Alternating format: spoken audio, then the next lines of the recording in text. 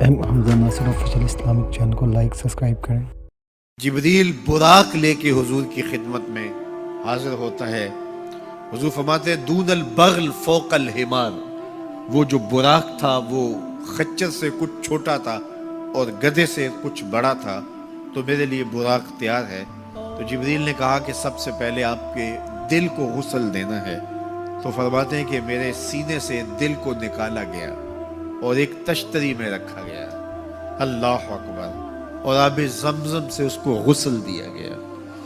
جب دل کو غسل دیا گیا تو جبریل نے حضور کے قلب اطہر کو دیکھا تو حیران ہو گئے اور بے ساختہ پکار اٹھے۔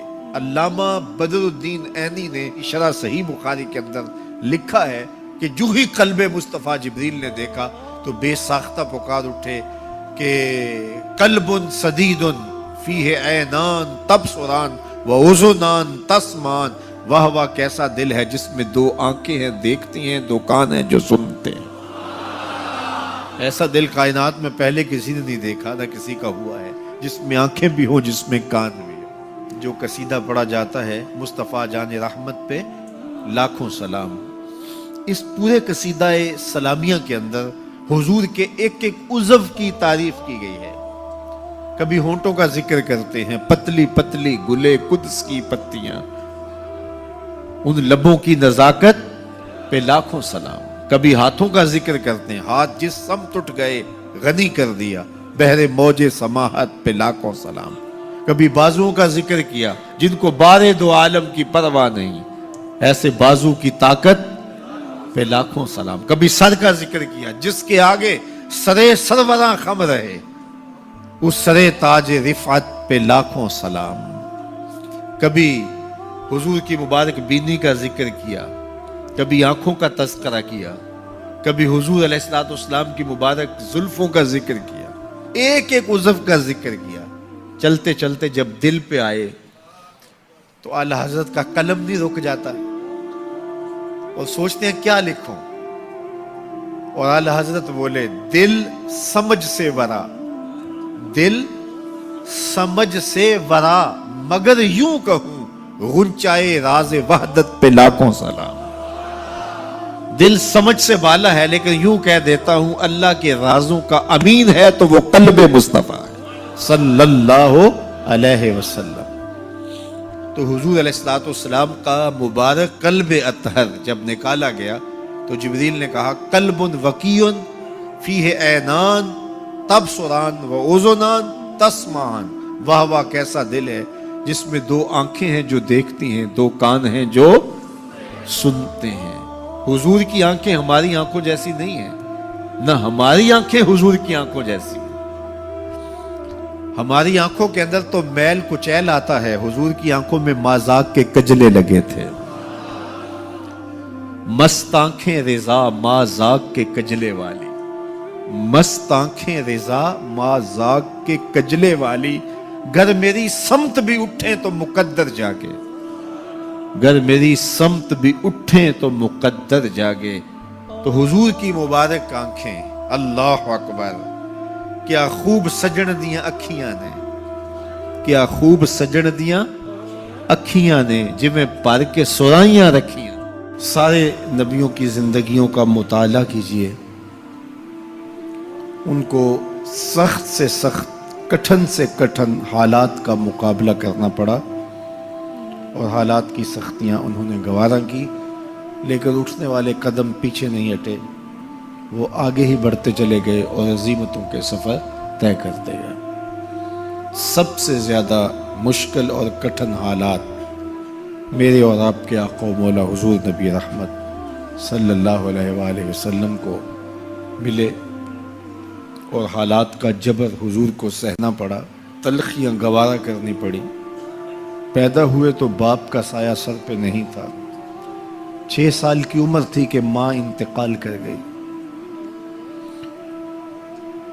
حضور نے اعلان نبوت کیا تو اپنے ہی مخالف ہو گئے۔ سب سے پہلا شخص جو کھڑا ہوا اور جس نے بدتمیزی کی وہ رشتے میں سکا چچا لگتا تھا۔ اس کی بیوی سارا دن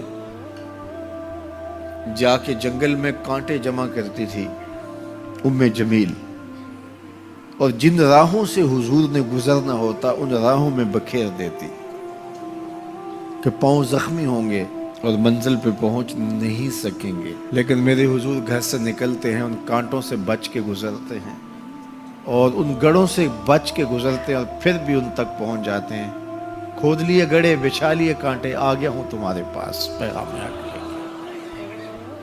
عقبہ بن ابی معیط حضور کے گلے میں کپڑا ڈال کے تو دیتا ہے، حضور کے گھر کے سامنے کوڑا پھینک جاتے ہیں، اجنیاں حضور علیہ السلام کے بدن میں حالت سجدہ میں ڈال دی جاتی ہیں۔ اور یہ وہی ایام ہیں کہ حضور کا شفیق چچا کفار کی ریشہ دوانیاں بڑھتی ہیں تو بولتے ہیں کل ما عجبتا، میرے بھتیجے جو تمہارے من میں آتا ہے کہو، میں جو ہوں تمہاری پشت پہ کھڑا ہوں میں۔ ان کا بھی انتقال ہو جاتا ہے، جناب ابو طالب بھی انتقال کر جاتے ہیں۔ ایک ایسی ہستی جو حضور پہ جان نچھاور کرتی ہیں اور کوئی بھی تکلیف ہوتی ہے تو حضور ان سے بات کرتے ہیں تو دل کا بوجھ ہلکا ہوتا ہے، وہ ہے زوجہ رسول سیدہ خدیجۃ الکبریٰ رضی اللہ تعالی عنہا۔ نزول وحی کے بعد جب حضور کی طبیعت پر ایک گرانی آتی ہے تو وہ خدیجۃ الکبریٰ ہی تھی جو کہتی ہیں کہ کلا واللہ ما یخزیک اللہ ابدا، حضور آپ پریشان نہیں ہوں، آپ کا رب آپ کو کبھی بھی تنہا نہیں چھوڑے گا اور آپ کو پریشان نہیں ہونے دے گا، اس لیے کہ آپ دکھیوں کے کام آتے ہیں، ضرورت مندوں کی ضرورتیں پوری کرتے ہیں، اور جن کا کوئی کمانے والا نہیں آپ اس کی مدد کے لیے کھڑے ہوتے ہیں، یتیموں کا سہارا ہیں اور بیواؤں کا آسرا ہیں، آپ کا رب آپ کو کبھی بھی پریشان نہیں ہونے دے گا۔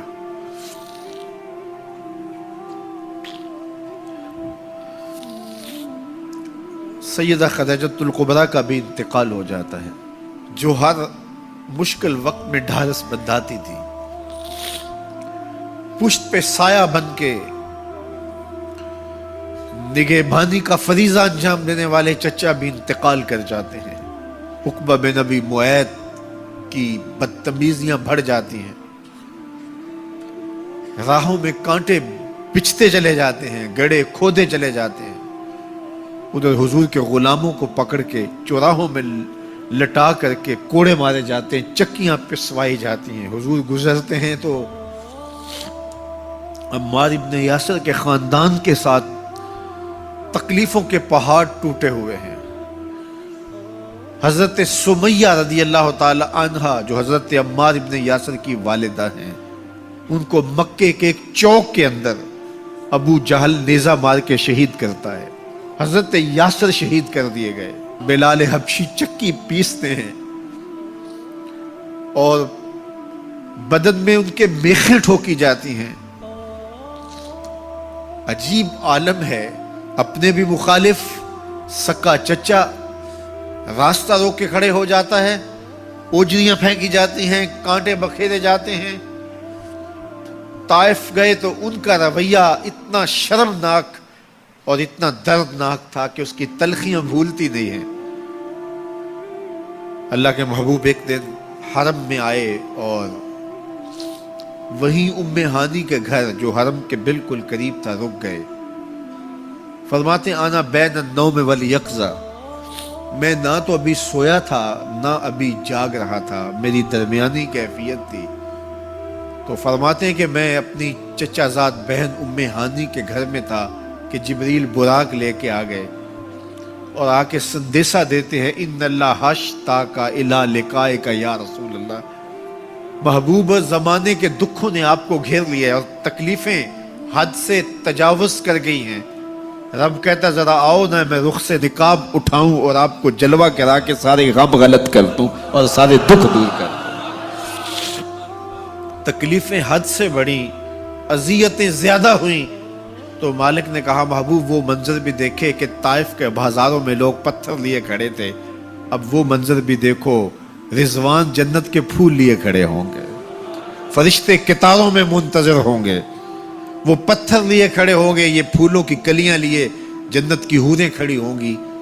تو حضور کے استقبال کی تیاریاں ہیں، جبریل براق لے کے حضور کی خدمت میں حاضر ہوتا ہے۔